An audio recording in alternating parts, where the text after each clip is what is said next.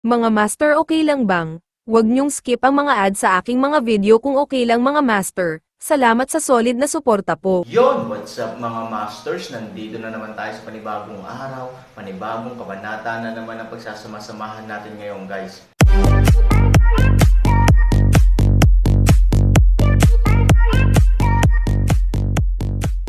Bali mga masters, kung bago ka pa lang po sa aking YouTube channel, please click the subscribe button, lalong-lalo na po yung notification bell guys, para maging connected pa rin tayo sa isa't isa at maging updated kayo sa mga susunod ko pang video.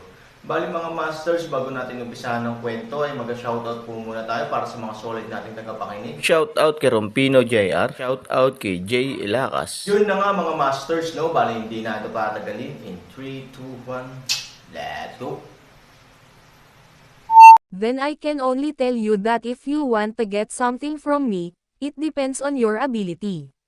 Boy, although your power is very strong, I'm not stupid. I can feel that the aura in your body is very chaotic. In other words, your boy must have just recovered from some serious injury. Hindi naman sa ayaw mong gamitin lahat ng lakas mo, pero hindi pwede. Tama ba? Ngumisi ang misteryosong nilalang. Bahagyang kumunot ang noo ni Han Sanchen, at saglit, hindi niya alam ang isasagot. Dahil hindi niya alam kung utak ba ito ng misteryosong nilalang, mabilis niyang nahulaan na mind reader ang lalaking ito o ano, dahil may mga bagay na talagang kakaiba. Halatang halos hindi niya alam ang kanyang sitwasyon, ngunit nalaman na nakilala na naman ito ng halimaw hindi nagtagal. Ang bilis niyang naintindihan ang sitwasyon ay nakakagulat at nakakamanhid. Sa pag-iisip nito, natural na walang paraan si Han Sanchen na sumagot sa oras, kailangan niyang isipin at hulaan ang posibilidad ng kabilang partido. Sa ganitong paraan, maaaring gumawa si Han Sanchen ng ilang paghahanda at pagtugon ng maaga. Ayokong sumagot, pero hindi pa rin ako naglakas loob na sumagot, parang nakikita ng misteryosong nilalang sa isipan ni Han Sanchen. Nag-iisip pa lang si Han Sanchen kung paano sisigot at sisigot, bigla siyang nagsalita. Ngumiti si Han Sanchen, parang nakikita mo ang iniisip ko. It's just a trivial skill, nothing worth mentioning, sabi ng misteryosong nilalang sabay ngiting nanunuya. Nanikip ang puso ni Han Sanchen, sure enough, this guy is really what he thought, nahuhulaan niya ang iniisip niya. Sa pag-iisip nito, biglang naging kalmado si Han Sanchen. Dahil ganap na mahulaan ng kabilang partido kung ano ang iniisip niya, kung gayon wala siyang dapat ipag-alala. No wonder there is always something wrong with my body. I don't show it, but you always know it fast, ngumiti si Han Sanchen, pero inaasahan na. Talaga, ngumiti ang misteryosong nilalang. Siyempre, ngayon, hulaan mo kung ano ang iniisip ko. Nakangiting sabi ni Han Sanchen. Hindi agad nakasagot ang misteryosong nilalang, parang binabasa ng lalaking ito ang iniisip ni Han Sanchen, hindi nagtagal, makalipas ang mga ilang segundo, biglang ngumiti ang misteryosong nilalang. Ikaw bata, iniisip mo kung paano ako papatayin, tumawa ang misteryosong nilalang.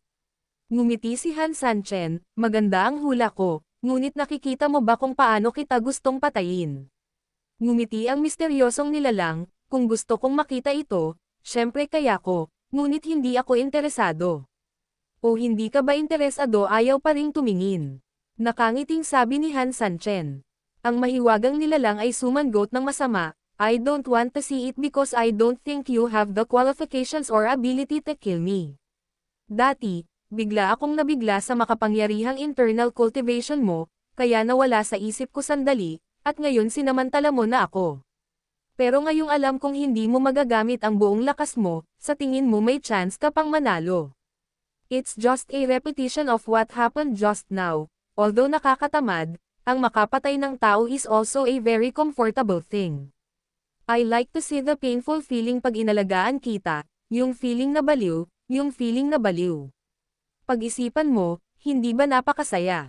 Han Sanchen sneered and said disdainfully, no wonder madalas sabihin ng mga tao na sa medyo madilim na kapaligiran, kung ang isang tao ay mananatiling mag-isa ng masyadong matagal, siya ay mamamatay ng tahimik at tahimik, o siya ay mamamatay sa katahimikan, dahan-daang nagbabago.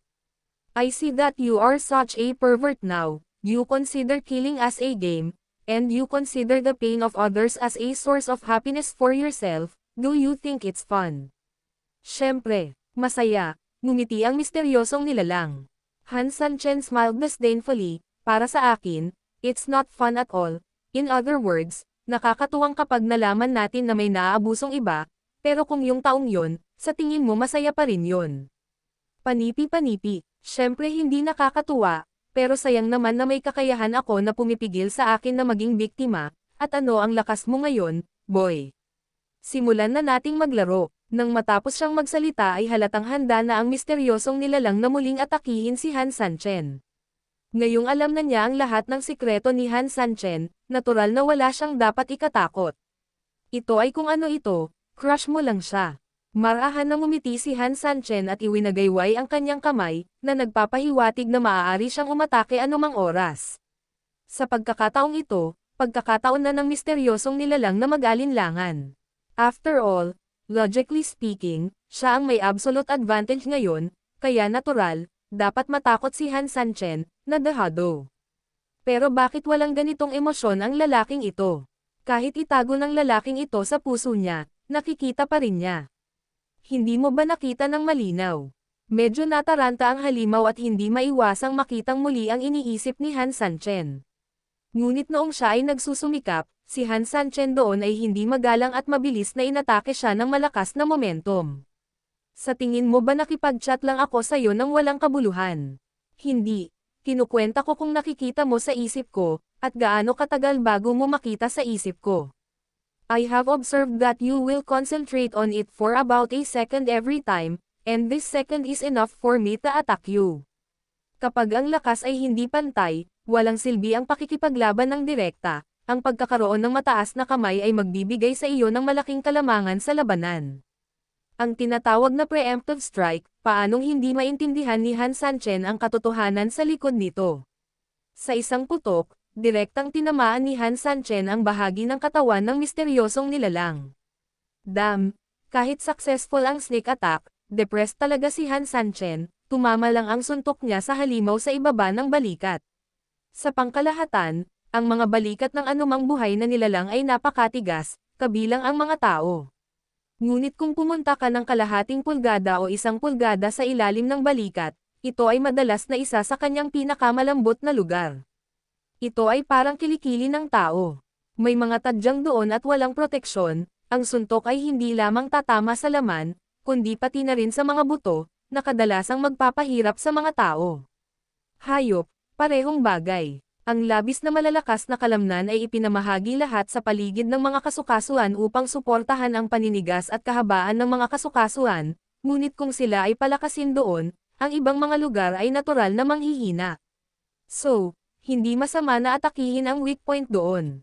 Sa katunayan, tama rin ang napili ni Han Sanchen, ngunit ang problema ay naisip ni Han Sanchen na ang taong ito ay may magaspang na balat at makapal na laman, ngunit hindi niya inaasahan na ang taong ito ay napakakapal kaya medyo desperado si Han Sanchen. Bagamat ang kamao na ito ay tila tumama sa kanyang mahinang bahagi, sa katunayan, ang patong ng balat sa itaas niya ay parang bakal na pader, at sa direktang pagkabigla ay sumakit ang kamao ng tao. Some pain it. Ang misteryosong nilalang ay naloko at nagdusa ng pagkawala, galit na umungol ito at tuluyang hinaranggan ang misteryosong nilalang. Pagkaraan, biglang sumalakay ang misteryosong nilalang at dirdiretsong sumugod patungo sa Han Sanchen. Sinamantala ni Han Sanchen, ngunit nahirapan din siya sa makapal na depensa ng kalaban, bago pa makabawi ang kamay niya sa sakit ay natamba na siya ng misteryosong nilalang. Nakasama niya, "You cunning and damn guy, I want you to die badly." Galit na umungal ang misteryosong nilalang, at saka kinuha si Han Sanchen at sinubukang ihampas ito sa dingding. Si Han Sanchen ay tumingin sa likod ng takot, sa sobrang lakas at bilis, minsang itulak niya ang sarili sa pader, kahit na bakal ang katawan niya, siguradong masusugatan siya ng husto.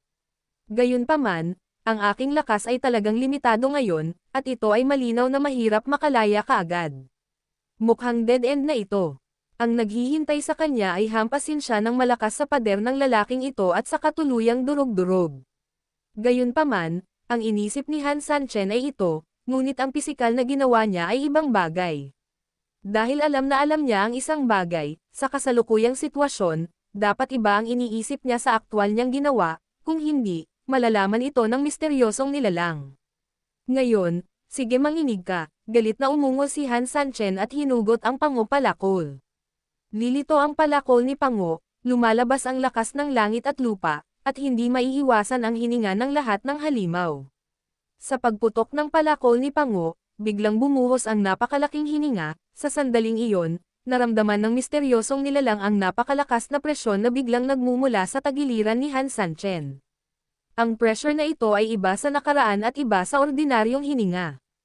Ang palakol ng Pango ay nagdadala ng saloobin ng hari ng lahat ng mga sandata, na halos walang pag-asa na mabuhay kan-inuman, at walang puwang para sa sinumang makibaka. Ang dala nito ay ang kapangyarihang sirain ang lahat, at ang dala nito ay ang aura ng pagiging nag-iisa sa mundo.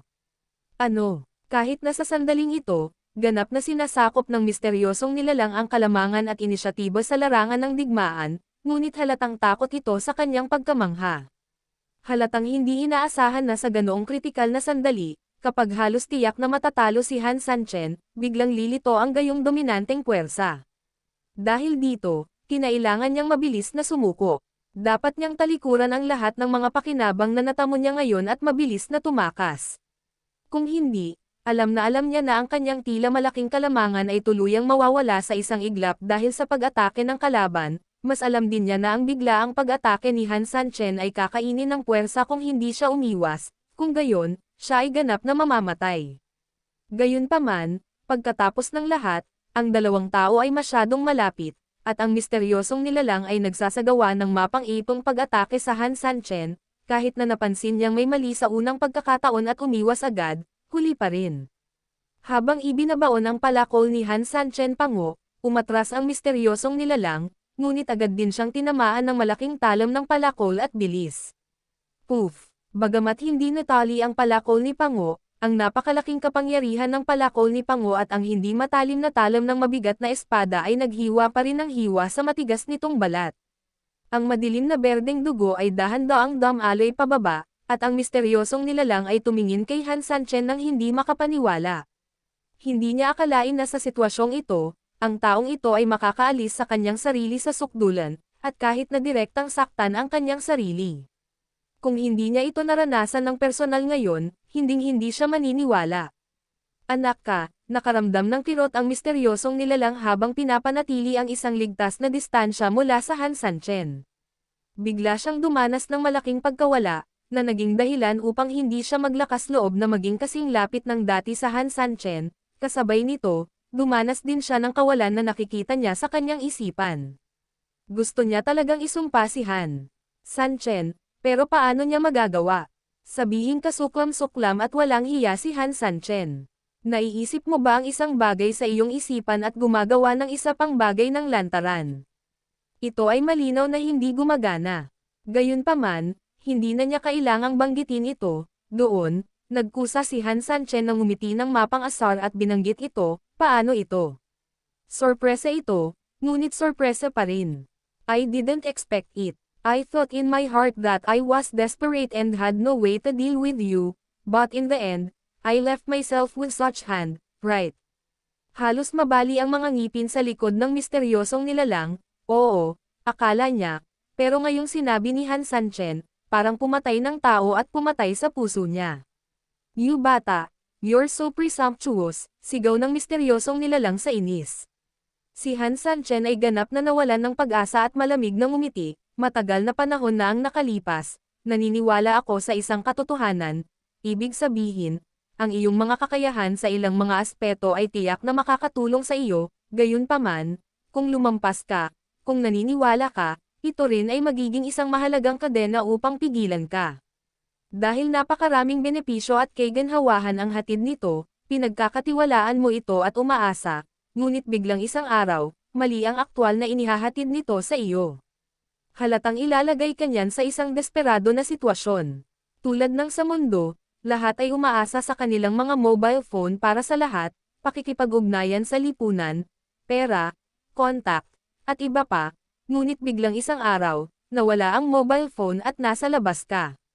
Dinadala nito sa iyo ang lahat ng kaginhawahan, ngunit kapag nawala ito, aalisin din nito ang lahat ng kaginhawaan na kailangan mo. Malamig ang ekspresyon ng mukha ng misteryosong nilalang, siguradong nanalo na siya, ngunit hindi nito inaasahan na magkakaroon ng ganoong resulta sa huli, at hindi rin inaasahan na darating si Han Sanchen para sermonan siya ngayon.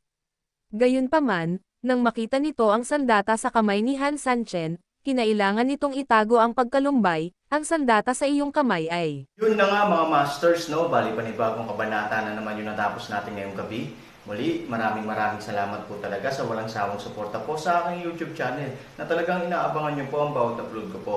Bali mga masters, magkita-kita ulit po tayo bukas ng gabi at ngayon po ay magpapaalam po muna tayo. Bali mga masters, bye-bye!